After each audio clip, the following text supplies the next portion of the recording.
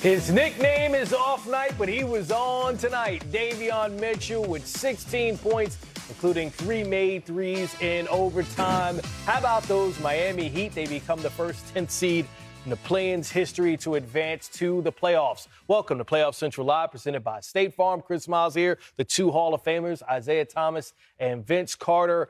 And Zeke, you know, a lot of players deserve a lot of credit tonight, but when it mattered most, Davion Mitchell representing the Heat culture, taking charges, getting offensive rebounds, and hitting big shots. Yeah, and this is the way we saw him play when he was in college at Baylor, right? He's a tough defender. He fights, and even when he was in Sacramento, the same thing. And now getting a chance to play here in Miami, playoff situation where not only is he a big shot taker, he can also make those big shots. And defensively, he's just a pest all the time and loves the way he competes all the time, and he definitely fits what the Miami Heat is all about. And he struggled with just a single point in the first half. Well, yes, and here's a guy who, you know, like you said, he was in Sacramento. They traded him. He was in Toronto playing great ball, and they moved on from him. And he still was able to find a way to take advantage of his opportunities to play well. He has 15 points, 9 assists in the other game, they play in game, and steps up big. And this is huge going into the playoff, where now Bam, Wiggins, and Tyler Hero has another guy that they can trust and feel comfortable, not only distributing the ball, but when double teams are coming, you get off the ball, you have a guy now who has confidence that can knock down big shots in the playoffs. Key word, confidence, right? Yes. And coach has given him confidence. He's playing with a team that gives him confidence. Yeah, certainly not lacking any of that. I mean, even in his celebration at the end of the game. Let's go to the fourth quarter. Trae Young had 10 points in the fourth, including this game-time bucket with 1 second to go, beating Andrew Wiggins. Zeke, he caught the ball way back in the backcourt as well. Caught him in the backcourt, gave him some speed to get downhill. Wiggins is a taller player, so he was able to beat him to the basket.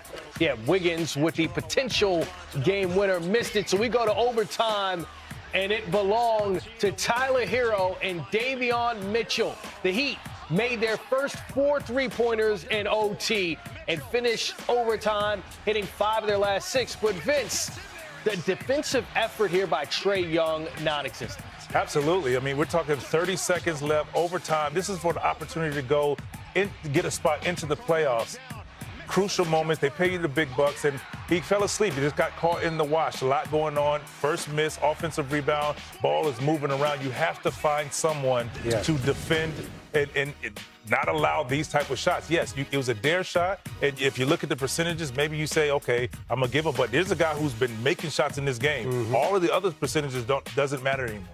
Yeah, we look at the ebbs and flows for Miami. They jumped out all over Atlanta in the first 5 minutes of the game, starting off up 10-0. And then Atlanta kind of just seemed as if, okay, this is Miami's game. Into the third quarter, into the fourth quarter, 25-9 run. And then it was Miami in the fourth quarter and then in overtime really taking control back of the game. What did you make, Zeke, of the way that the game flowed, where it seemed like Atlanta with Onyeka Okongwu and his 28 and 12 and Trae Young and his 29 and 11 assists really seemed like they had taken control, and then Miami got it back? Yeah, as Tyler Hero said, you know, they fought all year long, and they made plays at the end of the game and throughout the game. And every time Atlanta made a run, they answered it. And I thought Hero was great in terms of his shot making and also his shot selection. He didn't take very many bad shots. He made mid-range shots. He made floaters. He made layups. So he just wasn't a one-trick pony tonight, and that's what made him so difficult to guard. And, you know, at the end of the game, we talked about Mitchell missing the shot, but old school says, follow your shot, right? He follows his shot, gets a rebound, kicks it out. Trae loses him in the scrum, right?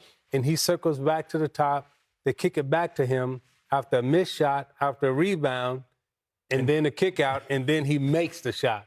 That's hustle, that's determination, and that's winning basketball. And we talk about mentality. There's a couple of different things we could look at for the Heat, but there's something Tyler Hero said in an interview with Stephanie Redick. He said, we packed for 9 days. Mm-hmm. Like, we plan on going to Cleveland and playing the top seed in the East, the Cavaliers, as a business trip. It's all about winning mentality, and it also starts up here. You have to believe it, and they believed it. So if you don't feel like we can win, don't pack for these 9 days. But if you think so, pack. We're going on a long trip. We got some business. We got to handle this business trip to get ready to go on our next big trip. And they played that way. They started off with a bang, had a lull into the second half particularly, but found ways to win. I mean, that's the Heat culture. That's trust, like you said. I mean, here's another guy. Like, Tyler Hero is their guy. He's playing well, but the ball found the open guy. Yes. And usually you're rewarded when you make the right play. From the ball, they say, old school say the ball knows, right? Yeah. The ball knows who to find to make the shot, and the ball knows who to find to miss the shot or make the turnover. That's why they say the ball don't lie sometimes. Yeah, ball don't lie. Yeah. Well, here's the other thing when we talk about, okay, so the Miami Heat and the way that they play. If you look at the box score, sure, we can look at the points, right? Andrew Wiggins with 20 or Tyler Hero with 30, but it's the other stuff. Like Bam Adebayo, 17 points, 11 rebounds, 5 assists, 5 blocks, 2 steals. Or Andrew Wiggins, 20 points, 8 rebounds, and 8 assists. It's like across the board. Or Tyler Hero, 8 rebounds, 7 assists. It's not like it's one guy filling up the box score. It's every guy that's on the floor. Can I add one more thing to that? Bench scoring. It was 39-40. So we're talking about not only did your starting unit get the job done, but your reserve guy, your bench guys come in and they give you a lift on both sides, because I thought Niang played great. Ware played great as far as other. He's not a bench guy, but like when you bring guys in and they step up and respond and they jump in, they weren't afraid of the moment. Yeah, and that's why, that's what makes the play-in so great. We're seeing great basketball, but the playoffs has not started yet. By the way, this is just the play-in, and we're getting this type of energy, which is great to see. And to the point we talked about before this game started, for a 10th seed to advance for the first time to make the playoffs. This is why they came up with the play-in tournament. And for a team like this to make it to the playoffs and to believe that they can compete, the Miami Heat of all teams, certainly a team that we see getting there for the very first time. Again, Tyler Hero, 30 points, 8 rebounds, 7 assists, and he spoke to Stephanie Redick following the win. Tyler, what a game, and specifically what a finish. That overtime session, explain what that was like, that back and forth until you took over.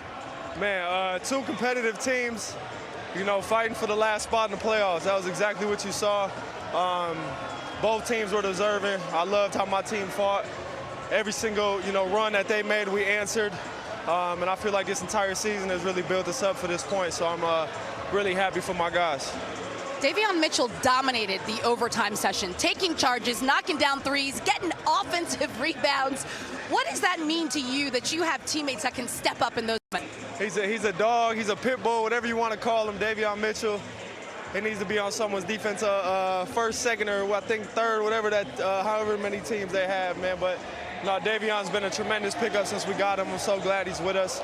And he's a menace on that side of the ball, man. We talk a lot about Heat culture in the NBA. Was this the epitome of it, what we saw tonight? Yeah, I think this entire season leading up to this point is Heat culture. It wasn't the exact perfect season for us, but all the ups and downs, how we fought, continued to fight back, answering runs, 10-game losing streak, to come back and answer and go. I think we're 9-2 since then. It says a lot about our team, our organization, and we got to continue to keep getting better. This is a historic win. This is the first time a 10 seed will be advancing out of the play-in to make it into the playoffs. You will be playing Cleveland in the first round. Your thoughts on that matchup? Historically, they're a great team. Offensively, they're very good. But we're excited. We're ready for the challenge. All right, before I let you go, did you pack? Oh, yeah, we packed for 9 days, so we're ready to roll. All right, thanks for stopping. Nice job. Thank you. The Hawks lost this game, but we got to give some love to Onyeka Okongwu, Vince. I look at it, 28 and 12, 3 steals, 4 made threes, and it was kind of like, okay, he's going to be the open guy. He made some clutch shots and really seemed to be carrying that momentum for the Hawks in what could have been a win. Not only did he have 4 made, he took 8 of them things. So, I mean, yes, I mean, in the beginning of the game, you said, we'll give it to you. And when you see him make a few, now you're like, okay, let's contest it. But he stepped up and hit some big threes. And here's a guy defensively undersized, but he plays like a big man. He's active defensively with his hands, moves his feet well, shot blocker, and he's not a bad scorer in the paint. So here's a guy who has ascended in his time there and has earned the trust, gained the trust from Trae Young, because Trae comes off the screen, throws a lob, but now he's throwing back for the pick and pop threes now. Yeah. And he had a fantastic night tonight. Hold on, Zeke. 50 minutes played for Onyeka Okongwu. I mean, I know it feels like a throwback to your days. Well, he's a competitor, right? And because he's a competitor, he competes to make a three. He's not a great three-point shooter, but because he'll compete and because he fights hard, he can wheel in a shot when it's time to make shots in big moments. And that's what we used to say about, like, there'll be some poor foul shooters, but they'll get fouled at the end of the game, and you can trust that guy to go to the line because you know he's a competitor, right? And he'll make 2 free throws. And then we have some guys who may shoot 80, 85% from the line. They'll go to the line and split. Big moments, So the guys who really know how to compete will go to the line and make a shot, or will make threes like he did tonight. Yes, tied his season high with 4 made threes in a playing game. Sure, the Hawks lost, but kudos for him. Now, we're not saying he's a great three-point shooter. We're not. We're saying he's a great competitor, and that's what allowed him to make shots. Here's Hawks head